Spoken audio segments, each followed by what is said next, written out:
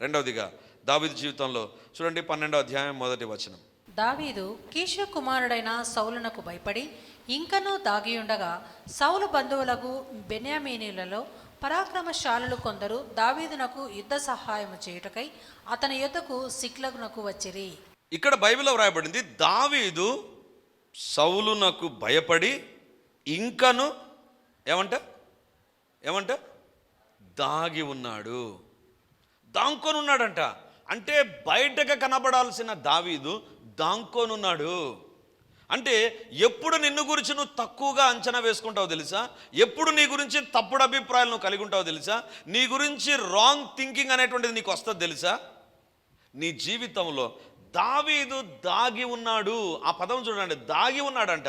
నాకు అనిపిస్తుంది దావీదు దాగుకొనక ముందు ఇంకొక దాన్ని దాచిపెట్టాడు. ఏం దాచిపెట్టాడు తెలుసా? చూడండి, సమూయేలు మొదటి గ్రంథం 16వ అధ్యాయం 1వ వచనం. 16వ అధ్యాయం 1వ వచనం. దావీదు దాక్కొనక ముందు తన జీవితంలో ఉండేటువంటి ఒక దాన్ని దాచిపెట్టేశాడు. ఇందాక మనం చదువుకున్నాం దినవృత్తాంతంలో మొదటి గ్రంథం 12వ అధ్యాయం 1వ వచనం. దావీదు దాగి ఉన్నాడు. దావీదు దాగక ముందు తన జీవితంలో ఇంకొక దాన్ని దాచిపెట్టేశాడు. లేకపోతే అది మరుగున పడిపోయింది, అది ఎక్కడికో వెళ్ళిపోయింది. ఏంటి తెలుసా? సమూయేలు మొదటి గ్రంథం 16వ అధ్యాయం 1వ వచనంలో దేవుడు అన్నాడు, సౌలును ప్రక్కన పెట్టేశా, యెష్షయి కుమారులో ఒకరిని నేను ఏర్పరచుకున్నా, అతన్ని రాజుగా చేస్తా. దేవుని బిడ్డలారా, సౌలుకు భయపడి దాక్కున్నాడు. ఎందుకు దాక్కున్నాడు తెలుసా? అతని జీవితంలో 16వ అధ్యాయం సమూయేలు గ్రంథం 1వ వచనంలో దేవుడు చెప్పిన మాటను మర్చిపోయాడు. అది మూలకెళ్ళిపోయింది. నేను రాజుగా దేవుడు నన్ను అభిషేకించాడు, అందరి ముందర దేవుడు నన్ను అభిషేకించాడు, మా అమ్మ మా నాన్న మా అన్నల ముందర దేవుడు నన్ను అభిషేకించాడు, నేను రాజుగా ఉండడానికి దేవుడు నిర్ణయించాడు. I'm not for hiding, I'm for a kingship. నేను దాక్కోవడానికి కాదు, నేను రాజుగా ఉండాలి అనేటువంటి ఆ మాట దాగిపోయిందా? లేకపోతే ప్రక్కకి వెళ్ళిపోయిందా? లేకపోతే ఎక్కడికి వెళ్ళిపోయిందా? మూలన పడిపోయిందా? ఎక్కడ అడుగుకి వెళ్ళిపోయింది? దావీదు జీవితంలో ఇప్పుడు ఒకటి, సౌలు ఏం చేస్తాడు, దేవుడు ఏం చేస్తాడు అనేటువంటిది దేవుడు ఎప్పుడో చెప్పేశాడు, అది మర్చిపోయాడు. సౌలు ఏం చేస్తాడో దాన్నే చూస్తున్నాడు. సాతాను ఏం చేస్తాడో తెలుసా? సాతాను ఈ సమస్య ఏం చేస్తుందో, ఈయన ఏం చేస్తాడో, ఈమె ఏం చేస్తుందో, వీడు ఏం తెచ్చి పెడతాడో, ఈ పిల్లగుండా ఏం తలకాయన పోస్తుందో, ఏం జరుగుతుందో ఇది చూపిస్తుంటాడు. కానీ వాళ్ళని గురించి దేవుడు చెప్పిన మాట ఉంటుంది తెలుసా? అది మర్చిపోయేటట్లు చేస్తాడు. దేవుని బిడ్డలారా, నీకు దేవుడు చెప్పిన మాట మరుగున పడేటట్లు సాతాను చేసి నీ ఎదుట సమస్య చాలా బాగా కనపడుతూ ఉంటుంది. దాన్ని గురించే చూస్తూ ఉంటావు. దాన్ని గురించి అమ్మో సౌలు, అమ్మో దావీదు. సమూయేలు మొదటి గ్రంథం 16వ అధ్యాయంలో దేవుడు చెప్పిన మాట ఏమైపోయింది? దావీదు మరుగున పడిపోయింది. నీ జీవితంలో వాక్యము మరుగున పడిందా? నిన్ను గురించి తప్పుడు అభిప్రాయాలను కలిగి ఉంటావు. When you forget the word of God, first there is a fear that is going to convert you to underestimate yourself. నిన్ను గురించి తక్కువగా అంచనా వేసేటట్లు చేసేది నీ ఫీలింగ్స్, నీ యొక్క భయం. రెండవది, when you forget the word of God, నీకు దేవుడిచ్చిన మాటలను మర్చిపోయావనుకున్నావు, నీ గురించి నువ్వు తప్పుడు అభిప్రాయాన్ని కలిగి ఉంటావు. దేవుని బిడ్డలారా, వాక్యములో ఉండే శక్తి ఏంటి తెలుసా? వాక్యంలో ఉండే గొప్పతనం ఏంటి తెలుసా? అది పనిచేసే వాక్యం. అందుకే బైబిల్లో వ్రాయబడినటువంటి మాట జీవవాక్యము, జీవముంది అందులో, అది పనిచేస్తుంది వాక్యం. దేవుని బిడ్డలారా, ఈ మైక్లో బ్యాటరీలో జీవం ఉంది కాబట్టి ఈ మైక్ పనిచేస్తుంది. బ్యాటరీ అయిపోయింది అనుకో, మైక్ పనిచేస్తుందా? పనిచేయదు. జీవవాక్యం నువ్వు ఏం చేసావంటే మూలను పెట్టేసావు. దేవుడు నీకు ఇచ్చిన వాగ్దానాలను నీ సమస్య ఎదుట, నీ కుటుంబం కొరకు, నీ పిల్లల కొరకు, నీ యొక్క ఇష్యూస్ కొరకు నువ్వు ఉపయోగించడంలా ఒకటే ఒకదాన్ని ఉపయోగిస్తున్నావు. ఈ సమస్య ఉంది, ఇతడున్నాడు, ఈమె ఏం చేస్తుందో, ఏం జరుగుతుందో. Yes, you are underestimating yourself because you forgot the best ultimate promises of the Almighty God. ఈరోజు దేవుడు దావీదు ద్వారా నన్ను లేవనెత్తాలని కోరుతున్నాడు. నిన్ను గురించి తక్కువ అభిప్రాయం కలిగి ఉండడానికి కారణం మర్చిపోయావు వాక్యాన్ని, మర్చిపోయావు వాగ్దానాల్ని. సాతాను ఏం చేస్తాడో తెలుసా? మత్తయి సువార్త 13వ అధ్యాయం 22వ వచనం చూడండి. సాతాను చేసే గొప్ప కార్యం అక్కడ మనం చూస్తాం. మత్తయి సువార్త 13వ అధ్యాయం 22వ వచనం. ముండ్ల పొదలలో విత్తబడిన వాడు వాక్యము వినుడే కాని ఐహిక విచారమును ధనమోసమును ఆ వాక్యమును అణిచివేయును కనుక వాడు నిష్ఫలుడవును. చాలు. ఇక్కడ వాక్యాన్ని గురించి ప్రభు చెబుతూ ఏమంటున్నాడంటే, ముండ్ల పొదలో విత్తబడిన వాక్యము వినువాడే గాని ఐహిక విచారములు ధనమోహమును ఆ వాక్యం ఏం చేస్తుందంట? అణచివేయును. వాక్యాన్ని తొక్కేసేటువంటి ఉంటున్నాయి. ఏంటి తెలుసా? నీకు వచ్చేటువంటి సమస్యలు అవి హైలైట్ అయిపోతుంటాయి. వాక్యాన్ని తొక్కేయడం ప్రారంభిస్తుంది. అంటే దాని అర్థం ఏంటంటే అవి హైలైట్ అవుతాయి, వాక్యం మరుగుపడిపోతుంది. కాబట్టి ఏం చేస్తాడు? గనుక వాడు నిష్ఫలుడవును. వేస్ట్ పర్సన్గా ఒక వ్యక్తి తయారవుతాడంట. వాస్తవానికి అతను వేస్ట్ కాదు, he should be useful person, but unfortunately he became a waste person. Why? Very simple reason, వాక్యము అణిచివేయబడింది. నీ జీవితం వాక్యం చదవకపోతే, వాక్యాన్ని జ్ఞాపకం చేసుకోకపోతే, వాక్యాన్ని ఉపయోగించకపోతే అణిచివేయబడతాం. మనం అణిచివేయబడతాం. సాతానుకు తెలుసు ఆ వాక్యము రెండంచుల గల ఖడ్గం. ఆ వాక్యం రెండంచులు గల ఖడ్గం. ఆ ఖడ్గాన్ని ఎప్పుడైతే నువ్వు ఉపయోగిస్తావో సాతాను నిలబడలేడు. కానీ ఆ ఖడ్గమే పక్కకు పోయింది అనుకో, నువ్వు నిరాయుధుడుగా ఉంటావు. You will not have any weapon with you. నీ దగ్గర ఏ ఆయుధాలు లేకుండా, ఒక చేతిలో ఏమీ లేనటువంటి ఒక నిస్సహాయుడుగా, నిష్ఫలుడుగా కనపడతావు. అందుకే సాతాను అటాక్ చేస్తాడు. ఈరోజు దేవుని వాక్యం ఎదుట పరీక్షించుకుందాం. కంఠపాఠమయ్యే వాగ్దానాలు, నీ వాగ్దానం కంఠపాఠమై అడుగుతున్నావా? మర్చిపోయావా వాక్యం? 2023 వాగ్దానాలు పక్కన పెట్టేసామా? 2022 దేవుడిచ్చిన, నేనేమంటాను తెలుసా, 2022కు వాగ్దానాన్ని ఫిక్స్ చేయవద్దు. ఆ క్యాలెండర్తో పాటు వాగ్దానాన్ని కూడా కొంతమంది పడేస్తారండి. కాదు, 2022 నుంచి ఆ వాగ్దానం నీ కొరకు పనిచేస్తుంది.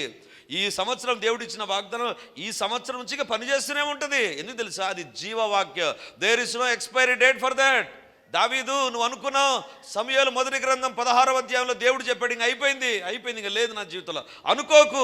నీ దేవుడు నీకు సహాయం చేస్తాడు. You will become a king. నువ్వు రాజు అవుతావు.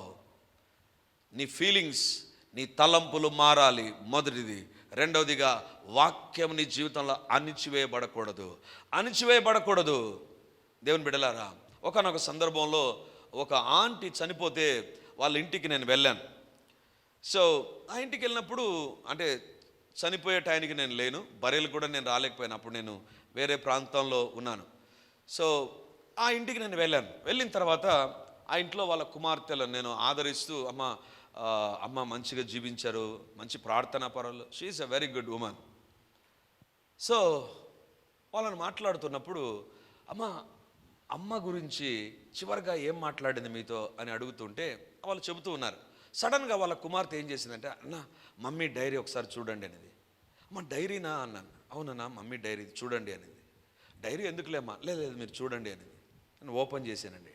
డైరీలో ఓపెన్ చేస్తే ప్రతిరోజు ఆమెకు దేవుడు ఏం వాగ్దానం ఇచ్చాడు, దాని విషయంలో ఏ అంశాల కొరకు ప్రార్థన చేసింది, దేవుడు ఏం మేలు చేశాడు. నెక్స్ట్ పేజ్ తిప్పాను, మళ్ళీ ఒక వాగ్దానం. దేవుని దగ్గర ఏ సమస్య కొరకు ఆ వాగ్దానం నిమిత్తం ప్రార్థన చేసిందో రాసుకోనుంది. దాని కింద సమస్య రాసింది, దేవుడిచ్చిన జవాబు. కొన్ని సందర్భాల్లో అక్కడ ఏముందంటే డేట్ ఉందండి, పైన వాగ్దానం ఉంది, సమస్య ఉంది, కింద డేట్ ఉంది. నేను ఏంటమ్మా డేట్ ఇది అన్న? ప్రార్థన చేసింది కానీ ఈ డేట్లో దేవుడు అద్భుతం చేశాడు అంటే నేను ఆ డేట్ వెళ్ళి, అంటే ఉదాహరణకు February 1 వాక్యం రాసిందండి, కింద సమస్య రాసింది, కానీ డేట్ రాసింది ఎప్పుడు? February 1 ఉండేటువంటి ఆ పేజీలో March 23కి వెళ్తే February 1 నేను ప్రార్థన చేసిన ప్రార్థనకు దేవుడు మార్చిలో జవాబిచ్చాడు. మరి మన జీవితంలో అవే వాగ్దానాలు కదా ఉండేది. మరి మన జీవితంలో ఎందుకు నెరవేరలే? మర్చిపోయాం వాగ్దానాలు, అడగడంలే వాగ్దానాలు, ఉపయోగించడంలే. దావీదు కూడా సేమ్ కేటగిరీ. దావీదు భయపడి దాక్కున్నాడు. ఎందుకు తెలుసా? అతని జీవితంలో దేవుడు అతని చెప్పిన మాట మరుగున పడిపోయింది. నీ జీవితంలో వాక్యం మరుగున పడిపోతుందా? వాక్యాన్ని చదవలేనటువంటి సోమరిపోతులుగా తయారయ్యడానికి అవకాశాన్ని సాతానికి ఇచ్చేసామా? పరీక్షించుకుందాం. వాక్యాన్ని ఎప్పుడైతే సాతాను అణిచివేతకు మనం గురి చేస్తామో మనమే నిష్ఫలులమవుతాం. నెంబర్ 1, దావీదు తన గురించి తక్కువగా అంచనా వేయడానికి కారణం అతని కలిగిన తలంపులు. 2, దావీదు దేవుని వాక్యాన్ని మర్చిపోయాడు. 3వదిగా బైబిల్లో చూస్తే దినవృత్తాంతాలు మొదటి గ్రంథం 11వ అధ్యాయం 26వ వచనం. దినవృత్తాంతములు 11:26. మరియు సైన్యములకు చేరిన వేరు పరాక్రమశాలులు ఎవరనగా యోవాబు తమ్ముడైన ఆషావేలు, బెత్లహేము ఊరివాడైన దోదో కుమారుడవు ఎల్హానాను, 27. హరోరీయుడైన షమ్మోతు, ఫెలోనీయుడైన హెలెస్సు, చాలు చాలు చాలు. ఇంక అన్ని కింద పేర్లు వస్తాయి. మీరు కూడా అనుకుంటారు ఎందుకు పేర్లు చదవాలి ఊరికే. అప్పుడప్పుడు నాకు కూడా అనిపించింది ఎందుకు పేర్లు రాసి పెట్టాడు, అన్ని పేర్లు రాసి పెట్టాడు, ఎందుకు ప్రభావ పేర్లు రాసింది. 30 మంది వచ్చారంటే సరిపోతుంది, వరుసగా పేర్ల వెంబడి పేర్లు రాశారు. దేవుని బిడ్డలారా, బైబిల్ గ్రంథంలో ఉండేటువంటి ప్రతి దాని ద్వారా ఒక సందేశం ఉంటుంది. నిన్నటి దినానే నేను ఒక ఇంటికి వెళ్ళాను, ప్రార్థనకని వెళ్ళాను. నిన్న కాదు, ఫ్రైడే. ఆ ఇంట్లో ఒక సహోదరునికి హార్ట్ సర్జరీ జరిగింది. ప్రార్థనకని రమ్మంటే వెళ్ళినప్పుడు ఆయనకు ఒక మాట చెప్పాను, అన్న మీరు ఏం చేస్తారంటే బైబిల్ను బాగా చదవండి అని చెప్పాను. ఆయన ఇట్లా చూశాడు, క్రైస్తవుని నాకే బైబిల్ చదవమని చెప్తున్నావు నువ్వు అన్నట్టు చూశాడు. అప్పుడు నేను ఒక ఇన్సిడెంట్ చెప్పాను, బైబిల్ చదివితే ఎలాంటి దీవెనలు ఉంటాయో చెప్తే ఆయన ఏం చేశాడు తెలుసా, బైబిల్ చదవడం ప్రారంభించాడు. జనవరి 2న ప్రారంభించాడంట. ఈరోజు నేను అంటే ఫ్రైడేకి 19వ తారీఖు మత్తయి సువార్త అయిపోయింది, మార్కు సువార్త అయిపోయింది, లూకా సువార్త అయిపోయింది, యోహాన్ అయిపోయింది, ఇప్పుడు ఆదికాండంలోకి వచ్చాడంట. నన్ను అడిగాడు పేర్లు ఉన్నాయే చదవచ్చా అని అడిగాడు. అంటే దాని అర్థం ఏంటంటే పేర్లు ఏం చదివితే ఎత్తిపడేచ్చు కదా, పేర్లు కూడా చదవాలన్నా. మత్తయి సువార్త 1వ అధ్యాయంలో ఆ కుమారుడు ఈ కుమారులు ఉంటాయి, అది చదవాలన్నా అన్నట్టుగా అడిగాడు. నేను అన్నాను చదవండి, ఒకవేళ కొత్తగా మీకు చదవబుద్ధి కాకపోతే పర్లేదు, మిస్ చేయొచ్చు, కానీ దాని గుండా కూడా ప్రయోజనం ఉంది అన్నాను. ఏంటి ఆ ప్రయోజనం తెలుసా, 11వ అధ్యాయం 26వ వచనం నుంచి పేర్లు కనపడతాయి మనకు. దావీదు దగ్గరికి పలానా వాళ్ళు వచ్చారని. 12వ అధ్యాయం 18వ వచనంలో నీ దేవుడు నీకు సహాయం చేస్తాడని ఉంది. ఎందుకు అక్కడ పేర్లు రాశాడు, దేవుడు ఎందుకు ఈ మాట చెప్పాడు అంటే, దేవుని బిడ్డలారా గుర్తుంచుకోండి, నీ దగ్గర సరి అయిన వ్యక్తులు లేకపోతే నీ యొక్క అండర్స్టాండింగ్ తప్పకుండా మారిపోతుంది. దావీదు దగ్గరకు వచ్చిన వాళ్ళందరూ ఎవరు తెలుసా, యుద్ధం చేసేటువంటి వాళ్ళ బ్యాచ్ అంతా వచ్చేసిందండి. వాళ్ళకి తెలిసిందంతా యుద్ధమే, దేవుడి గురించి వాళ్ళకేం తెలియదు. కానీ అమాషయ ఎప్పుడైతే వచ్చాడో, అమాషయ ఆత్మచేత నింపబడి చెప్తున్నాడు నీ దేవుడే నీకు సహాయం చేస్తాడు అంటే. 11వ అధ్యాయంలో కుప్పలు తెప్పలుగా జనాలు దావీదు దగ్గరకు వచ్చారు. ఏ వ్యక్తి కూడా దావీదును సరిచేయలేదు, దావీదును బాగు చేయలేదు, దావీదు జీవితాన్ని తిరిగి గాడిలో పెట్టలేదు. ఒక్క అమాషయ వచ్చాడు, అతడు ఆత్మచేత నింపబడ్డాడు. ఆ ఒక్క వ్యక్తి వచ్చాడు, దావీదు జీవితం తిరిగి మారిపోయిందండి. ఎందుకు చెప్తున్నానంటే, నీ జీవితంలో నిన్ను గురించి నీకు తప్పుడు అభిప్రాయాలు పుట్టించేవారు కుప్పలు తెప్పలుగా నీ దగ్గర ఉండవచ్చు. వాళ్ళను బట్టి నీ జీవితంలో తప్పుడు అభిప్రాయాలే ఉంటాయి. నువ్వు ఎవరితో స్నేహం చేస్తున్నావు, ఎవరితో సహవాసం కలిగినావు, ఎవరితో ఎక్కువసేపు గడుపుతున్నావు, that makes a lot of difference. చాలా వ్యత్యాసాన్ని తీసుకొని వస్తుంది. 11వ అధ్యాయంలో దావీదు దగ్గరికి చాలామంది వచ్చారు. వాళ్ళు దావీదును రాజుగా కూడా పట్టాభిషేకం చేశారు, కానీ దావీదు మారలా, దావీదు దాంకునే ఉన్నాడు. కానీ 12వ అధ్యాయంకి వస్తున్నాయనే దావీదు దాంకోలేదండి, యుద్ధం చేయడం ప్రారంభించాడు. ఎందుకు యుద్ధం చేశాడు, అతనికి అర్థమైపోయింది, ఇంతవరకు నా దగ్గర ఉన్న బ్యాచ్ ఎలాంటి బ్యాచ్ తెలుసా, నన్ను తిరిగి దేవుని దగ్గరకు నడిపించలేని బ్యాచ్. యుద్ధం దగ్గరకు నడిపించవచ్చేమో కానీ నన్ను దేవుని దగ్గరకు నడిపించినటువంటి బ్యాచ్. ఎప్పుడైతే అమాషయ వచ్చాడో, అమాషయ అంటున్నాడు, దేవుని యొక్క ఆత్మచేత నింపబడి అంటున్నాడు, నీ దేవుడు. అంతవరకు వచ్చిన ఎవ్వరు కూడా దేవుని గురించి ఒక్క మాట దావీదుకు చెప్పలా. నువ్వు ఎవరితో స్నేహం చేస్తున్నావు, ఎక్కడ గడుపుతున్నావు, దట్ ఈస్ వెరీ ఇంపార్టెంట్, చాలా ప్రాముఖ్యం అది. నీ దగ్గర సనిగే బ్యాచ్ ఉందనుకుందాం, నీకు వచ్చేటువంటిది కూడా ఏముంటుంది తెలుసా, సనిగేటువంటిది ఉంటుంది. నేను ఒక డాక్టర్ దగ్గర కూర్చున్నప్పుడు, గైనకాలజిస్ట్ దగ్గర ఒకసారి కూర్చున్నాను. నేను అడిగాను, అమ్మా ఆమె దేవుని యందు భయభక్తులు కలిగిన బిడ్డ కాబట్టి నాకు ఒక డౌట్ ఉంది, మీరు క్లియర్ చేయండి అన్నాను. ఏంటి అని, ఒక ఇంట్లో ఒక 2 లేదా 3 నలుగురు ఉంటారు, ఒక్కొక్కరు ఒక్కొక్క రకంగా పుడతారే, ఎందుకు ఒకే రకంగా పుట్టొచ్చు కదా అని అడిగాను. అప్పుడు ఆమె అన్ని కారణాలు చెబుతూ ఒక కారణం చెప్పిందండి. ఆ ఒక్క కారణాన్ని మీకు చెప్తాను. ఏమనిందంటే, బ్రదర్ మీరు స్టడీ చేయండి, గర్భములో ఆ బిడ్డ ఉన్నప్పుడు భార్యాభర్తలు ఇద్దరు కొట్లాడుకునే వ్యక్తులైతే, గర్భంలో ఆ బిడ్డ ఉన్నప్పుడు వీళ్ళిద్దరు కొట్లాడుకున్నారనుకో, ఆ బిడ్డ కూడా బయటకు వచ్చిన తర్వాత కొట్లాడడంలో ఎక్స్పర్ట్ అయి ఉంటుంది. ఎందుకంటే వీళ్ళ కొట్లాడి ఈమె తలంపులు ఆయన తలంపులు అన్నీ కూడా ఈ బిడ్డ పైన చెప్పాను కదా. యోహాను వినడం ప్రారంభించాడు. 6వ నెల నుంచి వింటారు బిడ్డలు. ఈ తల్లిదండ్రులు కొట్లాడే వాళ్ళైతే లోపల ఎలాంటి ట్రైనింగ్ ఉంటుంది? ఆ అమ్మాయి కూడా బయటికి వస్తానే నీ అని మొదలు పెడుతుంది. ఎందుకు తెలుసా?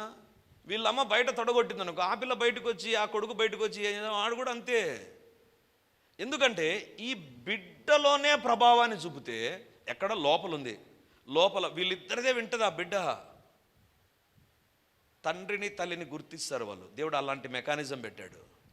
ఎందుకు చెప్తున్నానంటే లోపల ఎవ్వరికి తెలియకుండా రహస్యంగా 9 నెలలు పెరిగే బిడ్డను బయట మాటలు ప్రభావితం చేయగలిగితే, బయట తిరుగుతున్నాం, ఎవరితో తిరుగుతున్నాం, ఎక్కడ తిరుగుతున్నాం, ఎలా తిరుగుతున్నాం అనేటువంటిది మన జీవితాల్లో చాలా ప్రభావాన్ని చూపుతుంది. ఇది అర్థం చేసుకున్న దావీదు కీర్తన రాయడం మొదలుపెట్టాడు. ఫస్ట్ కీర్తన ఏం రాశాడండి? దుష్టుల. నాకు ఎందుకు అది పెట్టావు దావీదు? 103వ కీర్తన, నా ప్రాణమ యెహోవాను పెట్టొచ్చు కదా. మొట్టమొదటి కీర్తన ఏం రాశాడు తెలుసా?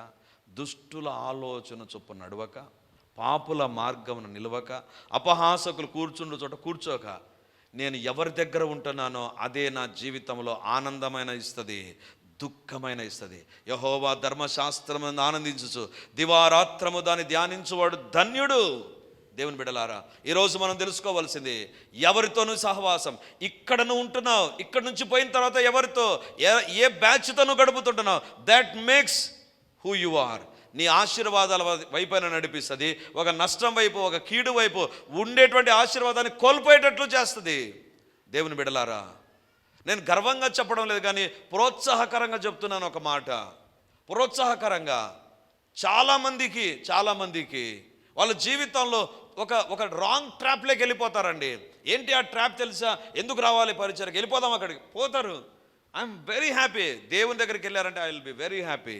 కానీ when they are down in their spiritual life, నాకు అనిపిస్తుంది, అయ్యో దేవుడిచ్చిన సహవాసాన్ని దూరం చేసుకొని వాళ్ళ జీవితంలో పడిపోయారే. దేవుని బిడ్డలారా, చాలా సందర్భాల్లో ఈ స్టోరీ మీరు విని ఉంటారు.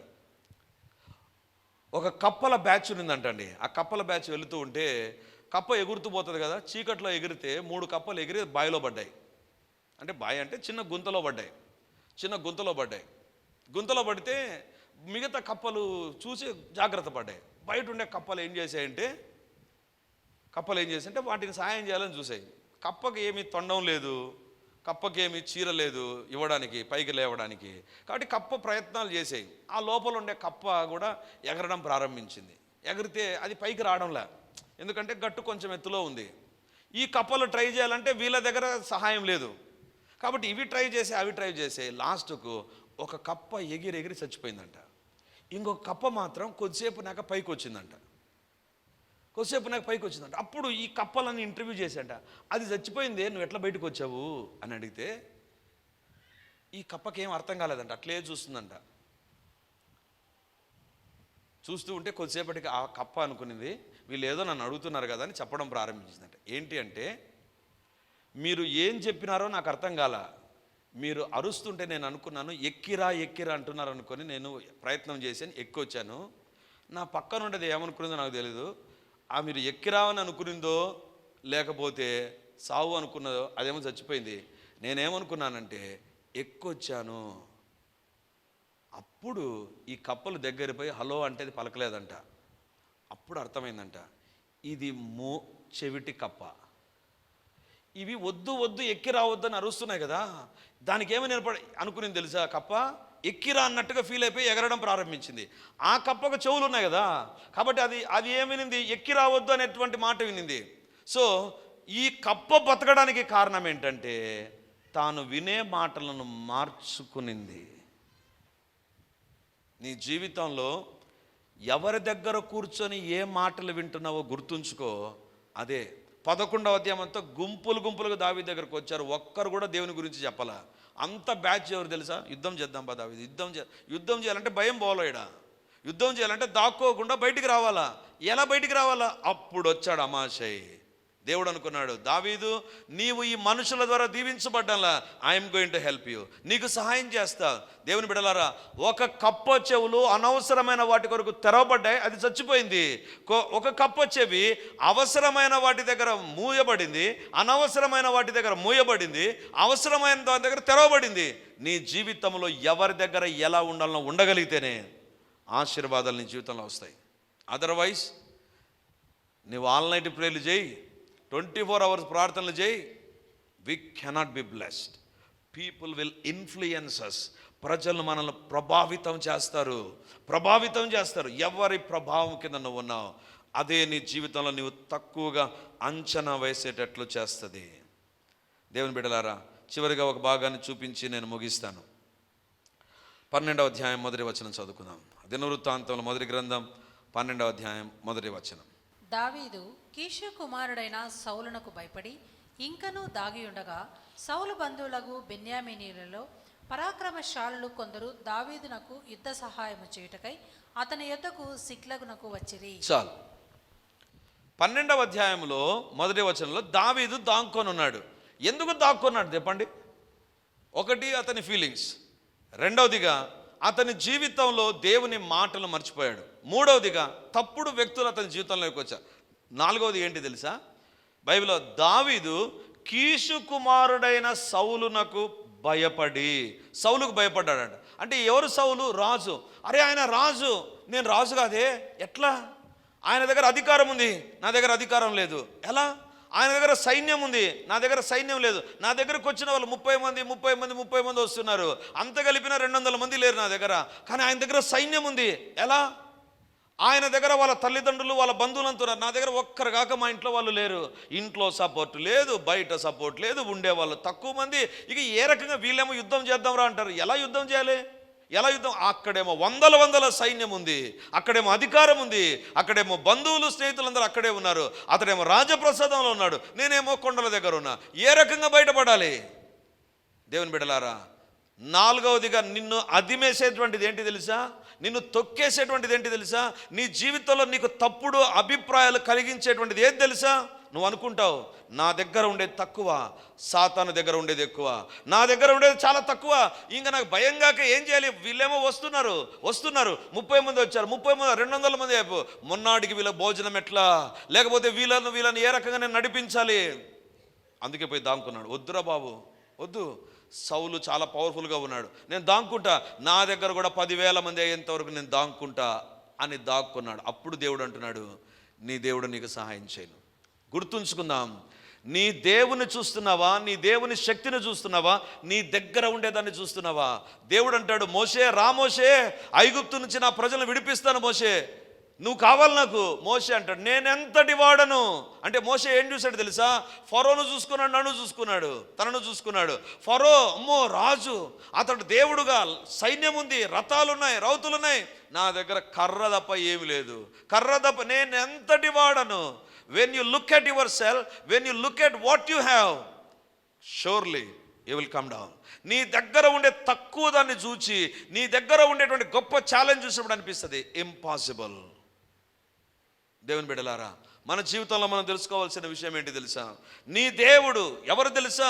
నీ దగ్గర ఉండే తక్కువను వాడుకొని గొప్పగా దీవించగలడు. We forget about that. నా దగ్గర ఉండే తక్కువ ఎలా అని అనుకుంటాం, కానీ దాన్ని దేవుడు వాడుకోగలడు. దేవుని బిడ్డలారా, ఆ మాట అన్నందుకు నన్ను క్షమించండి. తక్కువను కూడా వాడుకుంటాడు, తక్కువను కాదు, ఏమీ లేని దాన్ని వాడుకుంటాడు దేవుడు అండి. ఏమీ లేదా దాన్ని వాడుకుంటాడు దేవుడు. శూన్యంలో నిలబడ్డాడు. శూన్యంలో ఏముందండి? బైబిలే చెప్తుంది, దేవుడు ఆదికాండం 1వ అధ్యాయంలో శూన్యంలో నిలబడ్డాడు. అంటే ఏమీ లేని దగ్గర దేవుడు తన శక్తిని చూపిస్తే, నీ దగ్గర ఉండే కొద్ది జ్ఞానాన్ని, కొద్ది బలాన్ని, కొద్ది డబ్బును వాడుకోలేడా? శిష్యులు వచ్చి అంటారు, ప్రభా ఇది అరణ్య ప్రదేశం ప్రభా, వీళ్ళకేం భోజనం పెట్టాలంటున్నావు, ఇక్కడ ఉండేది 5 రొట్టెలు 2 చేపలు ప్రభా. యోహాను సువార్త 6వ అధ్యాయం 8వ వచనంలో రాయబడి ఉంటుంది, ఇంతమందికి ఇవి ఏమాత్రము. ఇంతమందిని చూస్తే, ఇంతమందిని 5,000 మంది పురుషులను చూసాం, స్త్రీలను చూస్తాం, 10,000 మంది దాక్కున్నారు ప్రభా, 5 రొట్టెలు ఏమాత్రం ప్రభా. ఆ జనాన్ని ఈ రొట్టెలను చూస్తే అద్భుతం జరగదు.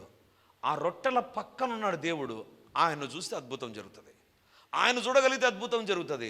ఇదేనా మనం చేసేటువంటిది ఏంటి తెలుసా? సమస్యను చూస్తాం, నా దగ్గర ఉండే 5 రొట్టెలు 2 చేపలు. అమ్మో ఎంత సిలబస్ ఉందండి, నేనేం చదవగలను. అమ్మో ఎంత ఖర్చు ఉంది, నా దగ్గర ఉండేది తక్కువ. ఎంతమంది నాకు వ్యతిరేకంగా ఉన్నారు, నా దగ్గర ఎవ్వరు లేరు. ఎంతమంది ఆశీర్వదించబడుతున్నారు, నేను దీవించబడకుండా ఉన్నా. We look at and we discouraged and disappointed. దావీదు కూడా అదే చేశాడు. దాక్కోవడం తప్ప ఏం చేయగలను నేను? అప్పుడు దేవుడు అంటున్నాడు, నీ దేవుడే నీకు సహాయం, నీ దేవుడే నీకు సహాయం. ఈరోజు వాక్యాన్ని వింటున్నటువంటి దేవుని బిడ్డలారా, మనతో దేవుడు మాట్లాడుతుంటున్నాడు. నీ దగ్గర ఉండే దాన్ని తక్కువను దేవుని చేతుల్లో పెట్టు. ఆయన ఆశీర్వదిస్తాడు, ఆయన దీవిస్తాడు. చరిత్రలో దావీదు ఉన్నాడే కానీ సౌలు లేడు. చరిత్రలో సౌలు సైనికులు కూడా లేరు, దావీదు సైన్యమే ఉంది. ఎందుకు తెలుసా? దావీదు నేర్చుకున్నాడు, నా దేవుడు సహాయం చేస్తే నా దగ్గర ఏమీ లేకపోయినా ఏది ఉన్నా నా దేవుడు దీవిస్తాడు. హల్లెలూయా, హల్లెలూయా. ఈరోజు ప్రభు నీతో మాట్లాడుతుండగా, don't underestimate yourself. నిన్ను గురించి నువ్వు తక్కువగా అనుకోవద్దు. తక్కువగా అనుకోవడానికి మొట్టమొదటి కారణం నీలో కలిగేటువంటి ఆలోచనలు. నెంబర్ 2, నీ జీవితంలో నీవు కలిగినటువంటి పరిస్థితులు నీ జీవితాన్ని ప్రభావితం చేయడం ప్రారంభిస్తాయి. నీ జీవితంలో దేవుని యొక్క శక్తిని చేసేటువంటిది ఏంటి తెలుసా? నీ జీవితంలో దేవుని వాక్యాన్ని మర్చిపోయేటట్లు మనం ఉంటాం. దేవుని వాక్యాన్ని మనం మర్చిపోతాం. ఈరోజు దేవుడు మనతో మాట్లాడుతుంటున్నాడు. దేవుని దగ్గర ప్రార్థన చేద్దాం. హల్లెలూయా, హల్లెలూయా, హల్లెలూయా. గొప్ప దేవానికి వందనాలు, మహిమ కలిగినటువంటి దేవానికి స్తోత్రాలు, శక్తి కలిగినటువంటి దేవానికి వందనాలు. దేవా, ఈరోజు స్పష్టంగా నీ వాక్యం ద్వారా మాట్లాడు. మా అవగాహన మార్చడానికే మాకు సహాయం చేస్తానని. అవును దేవా, మా జీవితాల్లో మేము దీవించబడకపోవడానికి కారణం తెలుసుకున్నాం ప్రభా. 4 విషయాలు మా ఎదుట ఉంచి మమ్మల్ని సరిచేయాలని ఇష్టపడుతున్నారు ప్రభా. అవును దేవా, మా జీవితంలో మాకు కలిగే తలంపులు దేవా మీ ఆధీనంలోనికి వచ్చును గాక. మా తలంపులకు కావలి ఉండండి ప్రభా. తండ్రి, తప్పుడు తలంపులు తలంచకుండా, అనవసరమైన తలంపులు తలంచకుండా, ఏవి మాన్యమైనవో, ఖ్యాతి కలిగినవో, రమ్యమైనవో, విలువ కలిగినవో వాటిపైనే మా తలంపులు ఉండాలి ప్రభా. మా ధ్యానం ఉండాలి నాయనా. యేసయ్యా, కార్యము జరిగించండి. యేసు నామమందు మీ కార్యములు జరుగునుగాక. యేసు నామమందు మీ కార్యములు జరుగునుగాక. శక్తి కలిగిన యేసు నామమందు మీ కార్యములు జరుగునుగాక. మా తలంపులకు కావలి ఉండండి ప్రభా. దేవా, మీరే దర్శించండి ప్రభా. దేవుని వాక్యాన్ని మర్చిపోయి మేము నిష్ఫలులమైపోతున్నాం ప్రభా. వాగ్దానాలు మా నోట లేవు, మా హృదయంలో లేవు, మా తలంపులో లేవు, ఏదో పేపర్కు పరిమితం అయిపోయాయి ప్రభా. క్షమించండి. యేసు నామమందు నీ మాటలు మా జీవితంలో ప్రాధాన్యముగా ఉండునుగాక. ప్రతిరోజు నీ మాటను బట్టి ప్రార్థించుదుముగాక. వాగ్దానాలు పట్టుకొని మొరపెట్టుదుముగాక. నిష్ఫలులము కాకుండా ఉందుముగాక. దేవా, మా సహవాసం దేవునితోను దేవుని బిడ్డలతో మాత్రమే ఉండునుగాక. కుటుంబ సమస్యల కారణం అనవసరమైన వ్యక్తులేమో ప్రభా. కుటుంబంలో ఉండే డిస్టర్బెన్స్ కారణం మేము ఎవరితో సహవాసం చేయకూడదో వారితో మేము గడుపుతున్నామేమో ప్రభా. మన్నించండి. ఈ దినము నుంచి మా సహవాసాలు మారిపోవునుగాక, మా ఉద్దేశాలు మారిపోవునుగాక. దేవా, మా కలిగినవేవో మీ చేతుల్లో పెడుతున్నాం ప్రభా. 5 రొట్టెలు 2 చేపలు ఇవి ఏ మాత్రం అన్నటువంటి వారి ఎదుటనే ఆశీర్వదించావు ప్రభా. ఇప్పుడు అడుగుతున్నాము, యేసు నామమందు మా చేతుల్లో ఉండే తక్కువ వాటిని ఎక్కువగా విస్తారముగా అభివృద్ధి చేయగలిగిన దేవా, మా దగ్గర ఉన్న ప్రతి దాన్ని మీ దగ్గర ఉంచుతున్నా. మా పిల్లలను మీ దగ్గర ఉంచుతున్నా. మా ఆస్తులను మీ దగ్గర, మా డబ్బును, మా విశ్వాసాన్ని, మా పరిశుద్ధతను సమస్తాన్ని మీ దగ్గర ఉంచుతున్నా. ఆశీర్వదించండి నాయన. అభివృద్ధి చేయండి ప్రభా. విస్తరించండి ప్రభా. మా దేవుని యొక్క సహాయం మేము చూచుదుముగాక. యేసు నామమందు చూచుదుముగాక. దేవుని కార్యములు జరుగునుగాక. అపవాది అనే దాని క్రియలన్నిటినీ లయపరచండి ప్రభా. లయపరచుమని ప్రార్థన చేస్తున్నా. ఈ వాక్యం మా హృదయ పలకల పైన లిఖించి మహిమను పొందుమని యేసయ్య నామమందు అడుగుచుంటున్నాను తండ్రి. ఆమేన్. Praise the Lord. యేసుక్రీస్తు పరిశుద్ధ నామందు ఈ యొక్క విమోచన గడి అనే టీవీ కార్యక్రమాన్ని వీక్షిస్తున్నటువంటి దేవుని బిడ్డలారా, మీ ఒక్కొక్కరికి నా హృదయపూర్వకమైనటువంటి వందనాలు, శుభములు, ప్రార్థనలు తెలియజేస్తున్నాను. దేవుని యొక్క ఉచితమైన కృపను బట్టి ప్రతి ఆదివారం ఉదయం 9:30 గంటలకు మొదటి ఆరాధన రెడీమర్ చర్చ్లో జరుగుతూ ఉంది. వందలాది మంది ప్రజలు హాజరై దేవుని దీవెనలు పొందుతుంటున్నారు.